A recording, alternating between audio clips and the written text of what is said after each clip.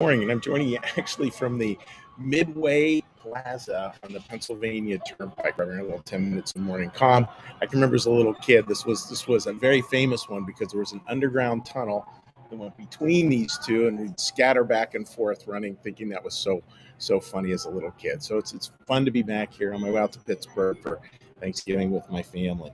And today what I want to talk about is this third lesson of gratitude. And we're trying to look at gratitude and think what are three lessons around it, different ways of viewing it. We looked at one, gratitude into the future, like how do we have that kind of perspective?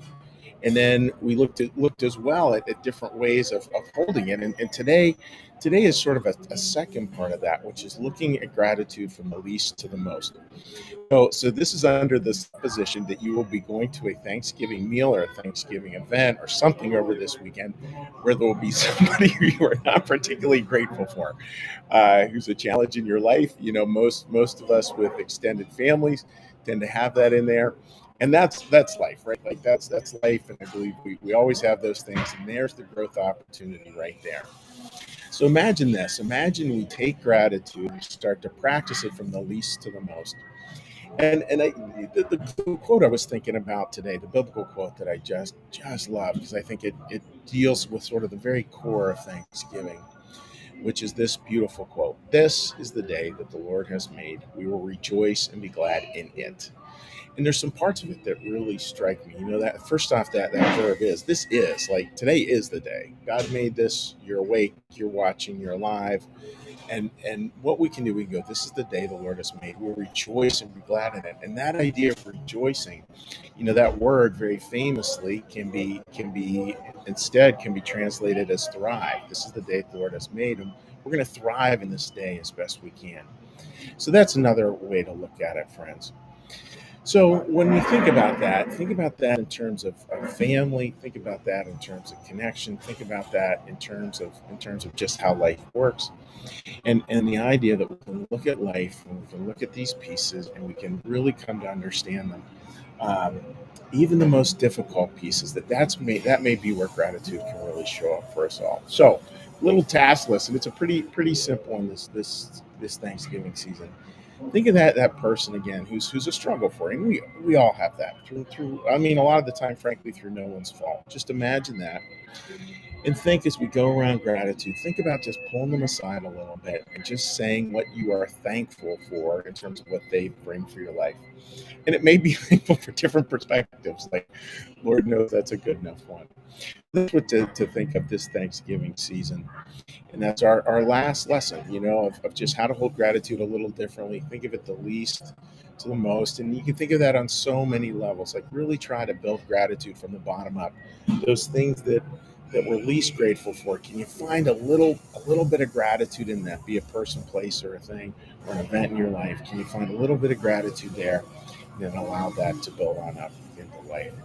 So that's the quick thought for this morning, friends, and hope that all reaches into your heart. And what we're going to do now we're just going to do a little guided meditation and a little prayer here as we close out. So I'll just get a big breath.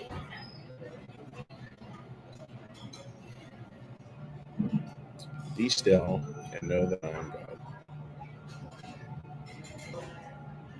Be still and know that I am.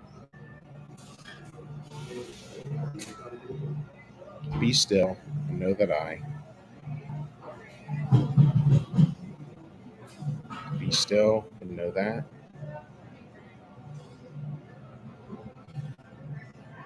Be still and be still. Be. Our Father, who art in the heavens, hallowed be thy name. Thy kingdom come, thy will be done, as in heaven, so on the earth. Give us this day our daily bread, and forgive us our debts, as we also forgive our debtors. And lead us not into temptation, but deliver us from evil. For thine is the kingdom, and the power, and the glory forever. Amen. May the Lord bless you and keep you. May the Lord make his face to shine upon you and be gracious unto you. May the Lord lift up his countenance upon you, bring you peace, bring you home. Amen. All right, friends. Well, I hope that arrived for you there. And what I'm going to do now is, if any of you are leaving any little comments on our Facebook page, that would be great. And we'll be heading over to there to offer any little commentary you have, and hopefully that all streamed just fine. 3 comments. All right. Uh, all right. Linda writes, good morning. And good morning to you there, Linda. Jean writes, good morning and happy Thanksgiving to everyone. Good morning to you down there in Maryland. Marcus, good morning. Hope you're doing well, buddy. Yeah, let's flip it around here, folks, to say hi to people who are joining me off of my particular page. Maria writes, good morning, Big.